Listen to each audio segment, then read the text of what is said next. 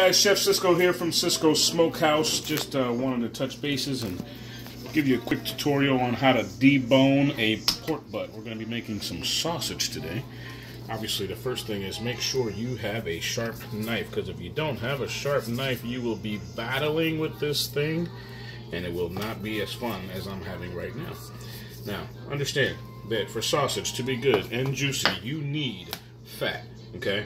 However, this pork butt has a little bit of extra fat on the top, right under where the skin was, and so this fat I don't need to put into my mix. You only need about 20% of fat, and there's plenty of fat in this butt.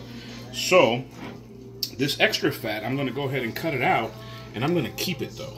I got a friend of mine who's supposed to be getting his hands on some deer meat, and he wants me to do something with that deer meat. I told him, hey man, I can make you some sausage if you like. Because deer is so lean, it doesn't have this fat, and so I'll be using this pork fat for that deer meat.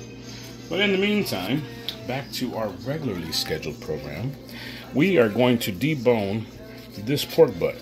And all you gotta really do is take your knife, when you find the bone, take your knife against the bone, and just work that knife back and forth. And keep the side edge of your blade against that bone. If you do that, you will be able to keep cutting away the meat from that bone.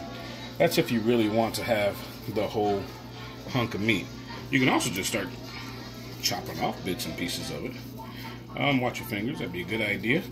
But keep sliding that knife against that bone. Now the thing about a shoulder blade, or the hip bone here, is that it's not just straight all the way.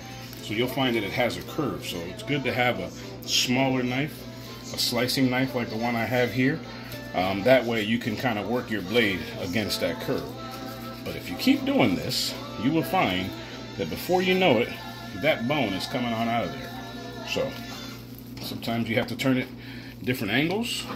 That's okay.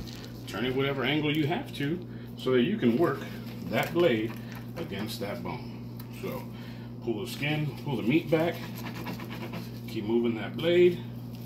See, this is where the curve is right here. And I can feel it because your blade starts to hit that bone, and it seems like it's not really going anywhere. But that's okay. Flip that guy over, find yourself an opening, and keep working that knife. Look at that. He's coming. So with this, you could actually, if you wanted to roast the whole thing after you cut this bone out, and if you didn't want the bone, I don't know why you wouldn't. The bone is actually a good thing when you're cooking the whole roast. However, you could have just tied this meat up and roast the whole thing without the bone if you wanted to. Almost out.